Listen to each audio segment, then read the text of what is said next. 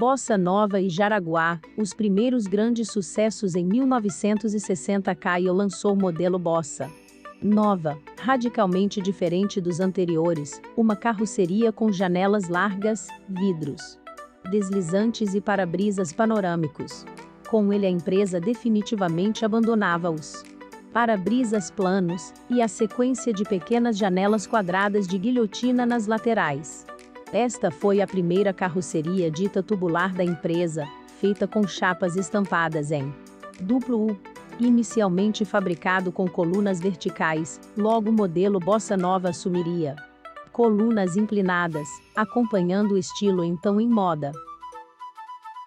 Com base nos componentes do Bossa Nova, Caio também projetou um modelo rodoviário, o Papaléguas, imponente carroceria monobloco com mecânica GM Coach, montada em plataforma, com motor traseiro construída pela própria Caio. O ônibus foi produzido a pedido do Expresso Brasileiro, uma das maiores operadoras de transporte rodoviário de então, com o objetivo de dar sobrevida à sua frota de ônibus norte-americanos GMODC 210, cuja estrutura já exigia intervenções mais profundas. O Bossa Nova também serviu de base para a fabricação de um razoável número de trólebus, colocados em operação em São Paulo, São Carlos, Araraquara, Belo Horizonte e Recife. Para Araraquara foi vendido um trólebus em 1962, com chassi FNM e sistema elétrico e controles Ansaldo. Os trólebus de Recife, apresentados no terceiro Salão do Automóvel, foram fornecidos em 1963. Equipados com componentes elétricos Vilares, tinham 12,2 metros de comprimento e capacidade para 120 passageiros. Foram os maiores até então fabricados no país. Dessa vez, o redesenho dos ônibus da Caio não demoraria tanto a chegar. Em 1963 foi lançada a linha Jaraguá, seu novo modelo urbano, com maior área envidraçada e estilo mais leve, bastante modernizado com relação ao anterior, ao ganhar 2 anos depois nova grade dianteira e 4 faróis. O Jaraguá II veio a ser o primeiro grande sucesso de vendas da marca. Em 1964, a Caio já era a maior fábrica de carrocerias do país, tendo fabricado mais de 10.000 ônibus desde sua fundação. Com capacidade de produção de 150 unidades mensais, apresentava uma ampla linha de produtos, além do já tradicional urbano sobre chassis Mercedes-Benz LP e LPO, com motor dianteiro. Produzia carrocerias urbanas, rodoviárias e de turismo para os chassis Scania e para a plataforma Mercedes-Benz com motor traseiro, além de modelos mais rústicos, do tipo lotação, como Mini Caio. Seu modelo de ponta era o rodoviário de luxo milionário, ao qual foi agregado, no Salão do Automóvel de novembro, o Bandeirante, rodoviário para chassis convencionais Mercedes-Benz, equipado com poltronas anatômicas reclináveis com 3 estágios de regulagem, pela primeira vez dispondo de apoios laterais para a cabeça. Em paralelo à administração da fábrica de carrocerias, desde o início da década, os controladores da Caio se envolveram em alguns negócios paralelos, sempre no ramo dos transportes.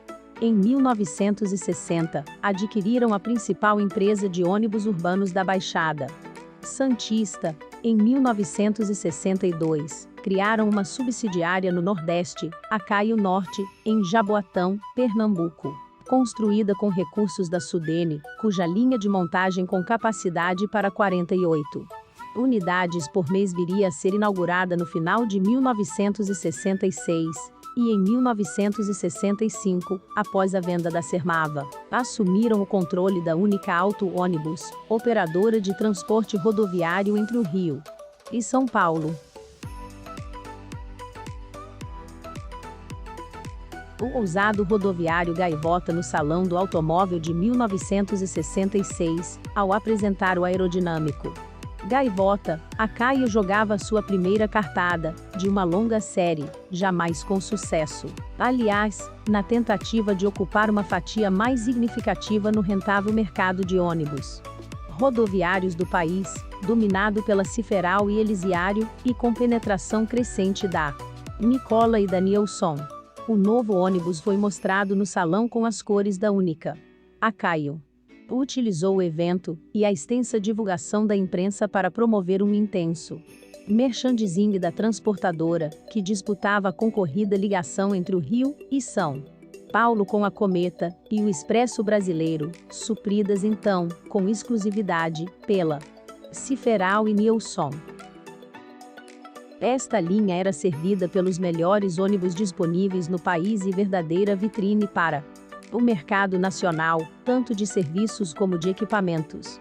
O objetivo mais forte da Caio, portanto, não era a mera conquista de passageiros, mas a utilização da Única como instrumento para a conquista do mercado de carrocerias rodoviárias. O Gaivota apresentava a última palavra em acabamento interno e conforto. 19 poltronas leito revestidas de plástico veludo com regulagem em 6 posições, projetadas pela fabricante de sofás, e colchões Probel, toalete, rádio e microfone, serviço de bar com chamada individual para cada passageiro, luzes de leitura individuais, sistema de renovação de ar com ventiladores, centrífugos e exaustores, cintos de segurança, cabine do motorista isolada com beliche, cortinas de veludo e vidros fumê. Na configuração normal comportava 38 passageiros. Projetado inicialmente para aplicação sobre chassis Scania, L76 ou plataformas Mercedes. O 326, logo seu fornecimento foi estendido a mecânicas menos nobres. O modelo foi fabricado até 1975, quase que exclusivamente para a Única. No Viz Salão, em 1968, o Gaivota recebeu ampla grade, de linhas horizontais, e os 4 faróis redondos foram substituídos por 2 retangulares. As janelas laterais aumentaram em altura e também as lanternas traseiras foram ampliadas. Também no salão foi apresentada a nova carroceria urbana Bela Vista, que seria comercializada a partir do ano seguinte, com colunas inclinadas e teto plano, seguindo as tendências da época. Aquele foi um ano de ótimos resultados para a empresa. Em agosto chegou a fabricar 126 unidades, um recorde latino-americano.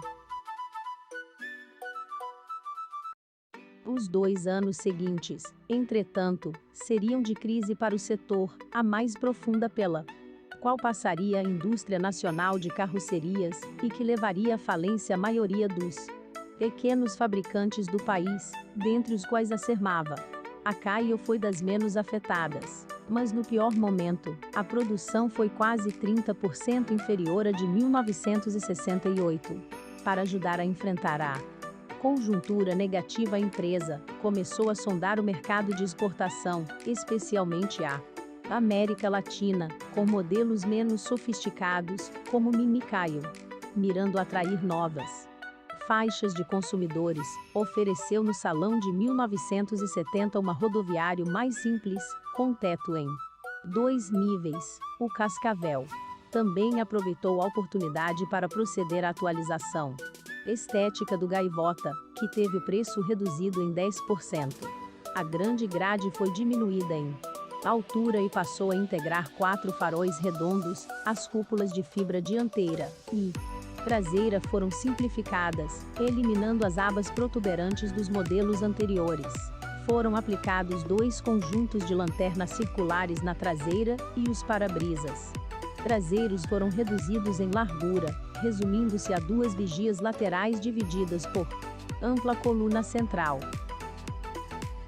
Como aconteceu com diversas outras fábricas de carrocerias brasileiras, a década de 70 seria de grande crescimento também para a Caio.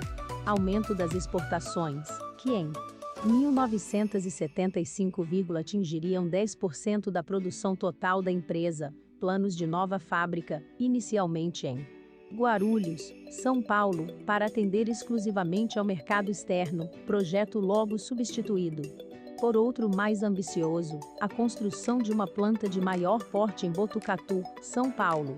A aquisição da encarroçadora cearense Pluma, em 1974, e da Carioca Metropolitana, em janeiro de 1976.